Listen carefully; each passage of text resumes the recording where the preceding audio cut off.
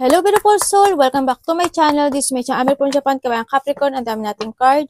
Pero na-shuffle ko na yan. This reading is for you for your full moon. Tingnan natin. Capricorn. Baba ko muna to ha. Let's begin. Tingnan natin i-advise.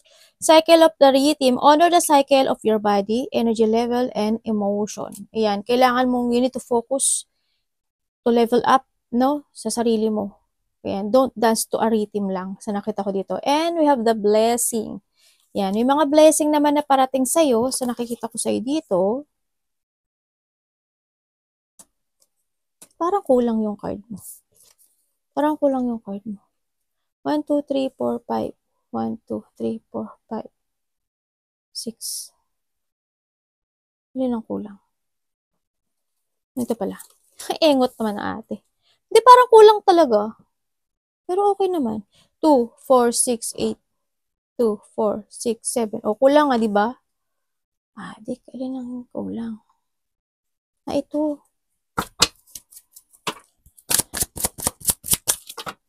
May kulang ka nga.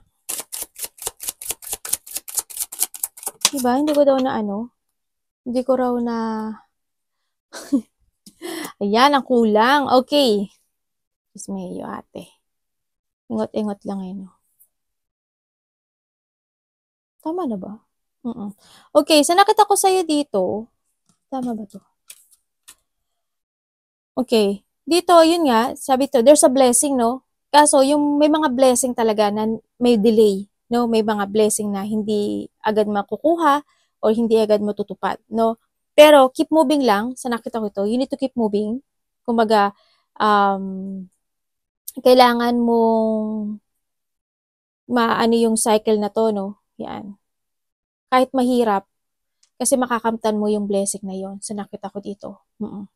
And syempre, have the working well din dito. Sinasabi dito na magaling ka at matalino ka. Kumbaga, mapaisip, as in matalino, no? Na maaring pwede rin kayo with a career of the counselor, salesperson.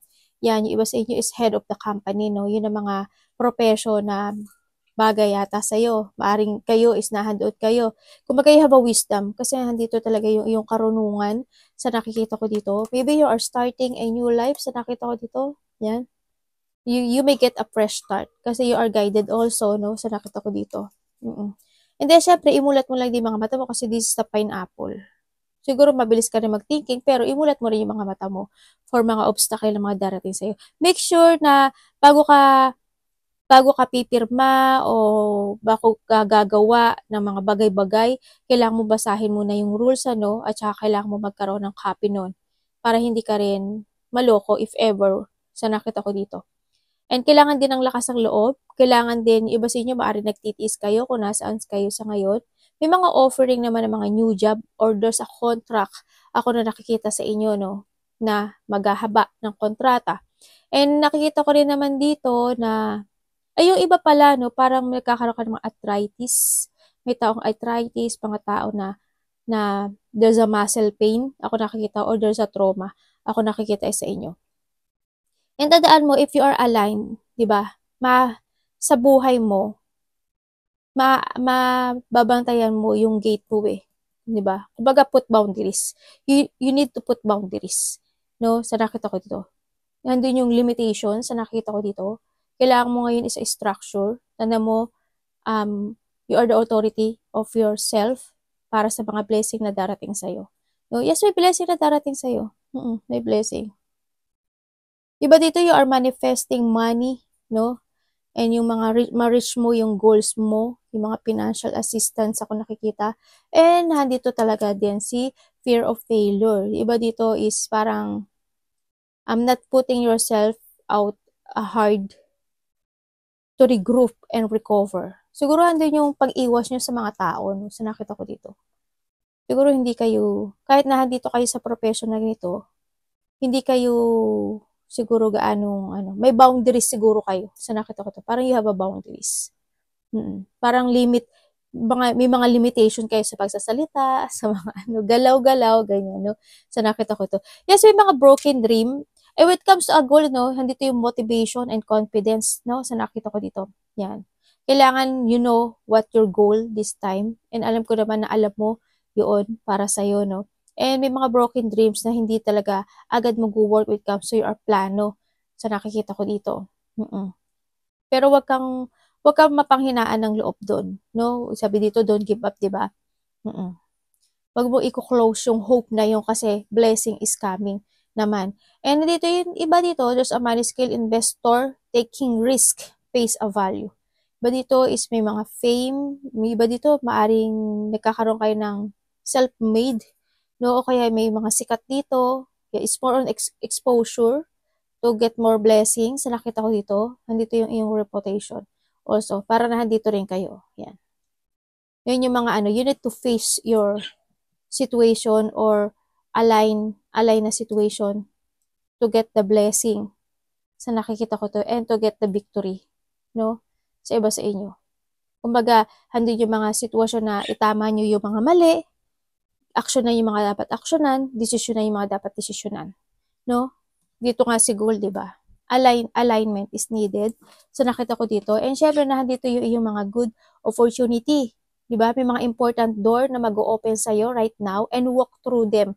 No, pumasok ka doon sa door na yon para maaring yun yung blessing na parating para sa'yo. Tingnan natin kay Capricorn. Tama, ang ganda no ano mo, oh. Di ba? Manifest, ano yung manifestation yun talaga. You are not the magician, di ba? You are the magic. Kasi you have a wisdom. Pag it's more naka-align ka dito, malaki. Kasi ayan, dito ko, going toward to success ka dyan eh. Diba? Blessing will come to you.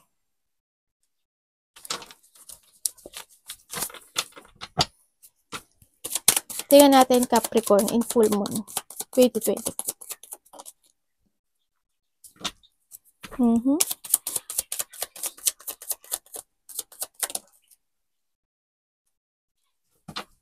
Wow. Okay, ito na yung ano, no? You need to take it action. No? Take it action to follow your heart. Sa nakikita ko dito. And then, be creative also. No? Pero yung happening na to is up to you to make it happen. Para mag-success ka sa buhay mo. Basta trust more to your intuition. Ay, nasa na yan? Trust more to your intuition, more focus to yourself. Sa nakikita ko dito. And we have the Nine of Wands. No, huwag kang mag-give up kasi we have the broken dreams, diba? Either to a love life, either to your career, or to your money. Ganyan yung broken dreams mo. So, nakita ko rin dito, and yun nga, it's up to you to make it happen. So, nakita ko, you need to follow lang talaga yung heart mo, kung ano yung mga gusto mong gawin, kung ano yung mga gusto mong umpisahan. So, nakikita ko dito, be creative. No? And be creative, focus to yourself, and then, nandito ka sa sitwasyon mo na parang may mga iniisip ka or mahilig ka talagang, kasi ang nakikita ko sa is more on ano ka, you want to be alone. Bakit ba? Parang palagi ko nakikita sa ito. Parang you need to be alone. Tama, dito ka pa rin, di ba? Parang nga doon ka sitwasyon mo na gusto mo lang mag-isa ka, ganyan, hinihiwalay mo yung sarili mo sa iba. Dito.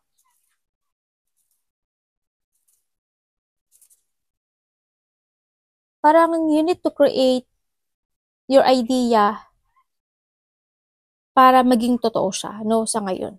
Kailangan i-follow mo yung nararamdaman. Alam mo, may tao ako dito na maybe merong tao na a person who is attractive sa'yo, sa nakikita ko dito, no? Or maaring ikaw ito, or maaring siya, vice versa tayo. Parang may taong gano'n na nagkakaroon siya ng attraction sa'yo, bagong tao. Maybe there's an offering of love, ako nakikita, or there's an offering of a new opportunity na darating sa buhay mo.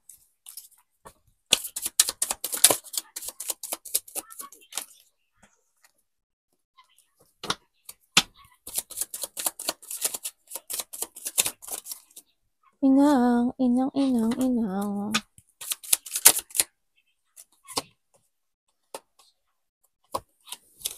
Okay, sa iba naman sa inyo is may mga bagay talaga na wag kang mawalan ng, kasi sabi nga dito alignment, 'di ba? Huwag kang mawalan ng focus do'n sa gusto mong gawin. Kasi nandito ka sa sitwasyon mo na maaaring may mga bagay-bagay talaga na umiiksi yung pasensya mo, ganyan. Parang hindi ka makapaghintay, 'no, sa mga bagay-bagay na hinihintay mo. And then also, may mga sitwasyon talaga din na nakikita ko na maaaring nahahata ka ng nakaraan o naho-hold ka ng nakaraan, 'no, sa nakikita ko dito. Maaaring may mga biglaang nangyari, ako nakikita. May biglaang mga nangyari. Nagkaroon ng mga frustration sa mga parang you're investing for something to a love life, sa trabaho mo, kung saan place yan, sa pamilya mo, kung saan. Parang you're investing and you're waiting patient dun sa sitwasyon na yun. Pero, ang nakita ko, parang hindi naging maganda yung kinalabasan noon, ano, sa nakita ko. Parang maaaring naiinip ka na, ganyan, but parang walang nangyayaring pagbabago, walang nangyayaring blessing, o walang nangyayaring pag-angat sa nakita ko dito. Parang may mga sitwasyon na na-hold ka pa ng nakaraan. It's more on frustration, it's more on nawawala ka sa alignment o nawawala ka sa mga plano mo this time. Yun nga, may mga biglaang mangyayari. You need to chase your dream din kasi nakikita ko ito. Huwag ka mag-alangan to chase a dream or to focus something. Kailangan talaga sa'yo is alignment. Huwag ka lang sumayaw sa agos ng buhay dito, no? Kumbaga, kailangan mo talaga dito na mag-focus to your goal. Sa nakita ko dito. Tandaan mo, you have a wisdom. You need to start a new beginning in your life. Huwag kang matakot, no? Kasi ito mo, magkatabi sa si Devil, di ba? Huwag kang matakot yan, di ba? Huwag kang matakot na mag-fail, no? Kasi isa 'yon sa matututunan mo sa buhay mo na magiging mas more kang matatag sa buhay mo, no? Try and try lang din sa nakita ko dito. And syempre, iba sa inyo is ingat din kayo when it comes to paggastos sa nakikita ko dito, no? Maaring may mga bad habit kayo na maaring yung ikalos doon, no? Baka hindi nyo mag-aanong ma-manage yung pera nyo. Pero nakikita ko naman, Capricorn, is ano naman kayo. Okay naman kayo when it comes to money, pero siguro in 2024 yun, ano, na maaring may mga money na lumabas, ganyan, na may mga pinagkagastusan siguro sa nakita ko dito. Pero maari din na may manglinglang sa'yo. Hindi ko alam kung the boss o a boss or kasamaan mo sa trabaho or karelasyon mo na maaaring may manglilinglang o may pagsisinungaling kasi ako nakikita sa'yo. Na maaaring isa rin yun sa nakakapagpa-hold sa'yo sa nakaraan, ano. Maaaring isa yun sa nagkaroon ng frustration mo sa buhay mo. May mga sitwasyon ka na nakikita ko sa'yo na gusto mong gawin this time pero nag-aalangan ka, no? Maaring nagdududa ka pa dun sa gagawin. Maaring nahandun yung takot mo, no, sa nakikita ko dito. And may tao dito na naging pasaway or may pasaway na tao, maaring bata or karelasyon mo. It's time na magkaroon ka ng mental peace, ano, magbigay ka ng time sa sarili mo. Sa nakita ko dito. Sabagay, more giving time ka naman sa sarili mo.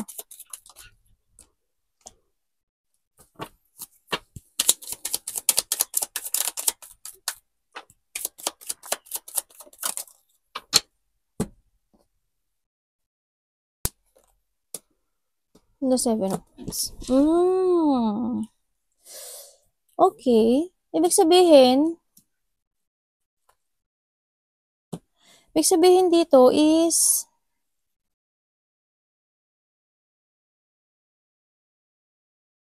there's a person na parang cold na, no, sa nakita ko dito. Or may tao lang talaga dito na naging sinungaling siya sa'yo. No, sa nakita ko. Parang may tao na nagsinungaling o may taong hindi nagsabi ng totoo. Nagiging powerless ka ngayon, no, sa nakita ko. Nagiging weak yung iyong energy sa akin kasi may mga plano naman ako na nakikita sa'yo.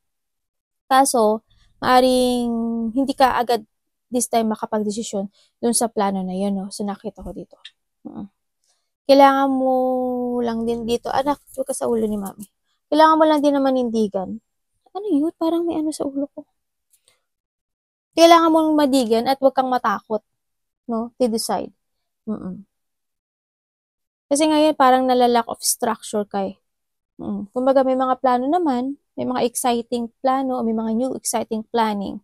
Kaso medyo weak yung energy mo this time. Kailangan mo ngayon manindigan, and also sabi ko kasi dito, may tao din ako nakikita dito na sinungaling, tao na diktador, maaring may tao na tinatakot ka o natatakot ka, may tao dito na nambabastos, may tao dito na very manipulative. Yun na medyo iwasan mo, no? Sa nakita ko dito. You need to be stable this time and be practical, ano? Sa nakita ko dito, tingnan natin.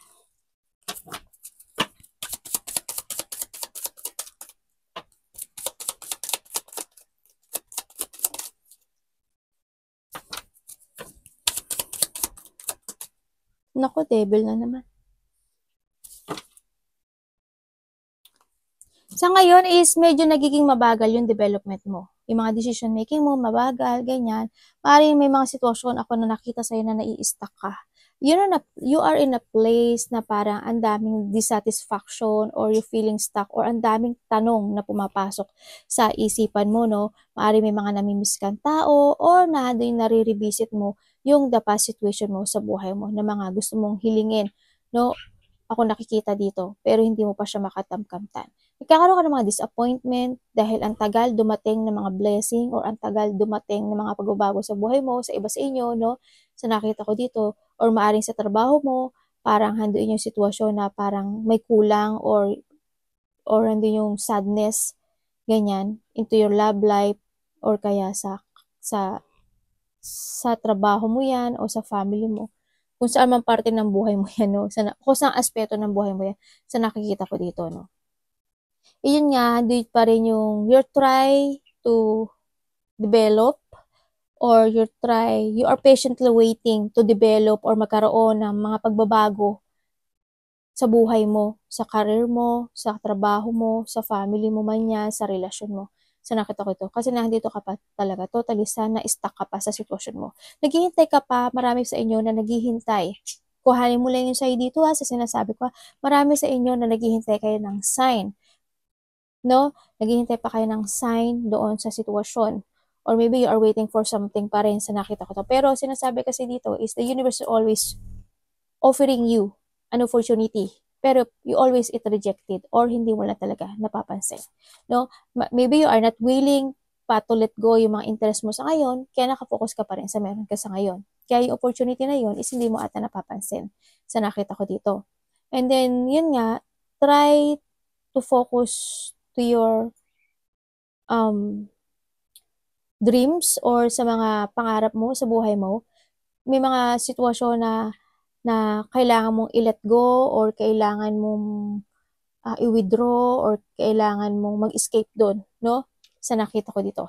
Maaring may tao rin na umalis, ako nakikita, na palagi mo siyang iniisip. Kuhanin mo sa inyo, maaring may taong umalis, ng iba na ng landas, iniwan ka, ganyan. Sa nakita ko na maaring yung isa yun sa nakakapagpabigay sa'yo ng stress, no? Sa nakikita ko dito. Maaring iniisip mo yun gabi-gabi. Sa nakita ko parang handun yung iniwan ka lang basta-basta sa ere, no? At nagkaroon talaga ng separation or nagkaroon na talaga ng depression. Unexpected of low emotion yun, no? Sa nakita ko dito. Naaring nagkaroon ka ng mga disappointment do sa sitwasyon mo. Andun yung mga sitwasyon na nagkaroon ka ng mga emotional pain. Andun may mga something happen na maaring trauma or something loss sa iba. Sa nakita ko dito, sa pera man yan, sa relasyon man yan, o sa kung saan man parte ng buhay mo, aspeto ng buhay mo. Maaaring may mga pagkalito rin ako na nakakita sa iba sa inyo, no? Kaya nahandun yung naghihintay kayo kahit parang you willing to wait for kahit matagal. Sa nakita ko dito. Sana sana mag-decide na kayo this time and trust more to your decision sa nakikita ko, no? Huwag kang kasi si devil kasi is your blockage this time. No? Ito yung makakapagpa-tigil sa'yo to move forward or para pumasok yung blessing sa buhay mo. Ito yun. Maaari may mga delay din kasi sa iba. Iba sa inyo makakaramdam kayo ng katamaran, parang minsan may tamad mode kayo siguro, ganyan. And then meron or may taong may tamad lang talaga, no? May tao rin dito na ikaw or vice versa. May tao dito na parang immature siya eh. May pagka-immature. Parang ang iksi ng pasensya niya. May taong may maiksi ang pasensya. Ako nakikita dito. Yan. Basta ano ka lang ha, mag-focus ka to your goal, to your success, to your blessing. No? Alignment. No? Alignment is needed. 'Di ba? Huwag kang susuko. Don't give up to your dreams. No? Tuloy-tuloy lang ang buhay. Chase your dream. Kailangan mo ngayon mag-focus at mag-dedicate sa mga goal this time. Ganyan. Magbigay ka ng effort. Be practical this time. Maging strong will. Kailangan mo lakasan ng loob mo. No? Concentrate. Arigato namaste. God bless.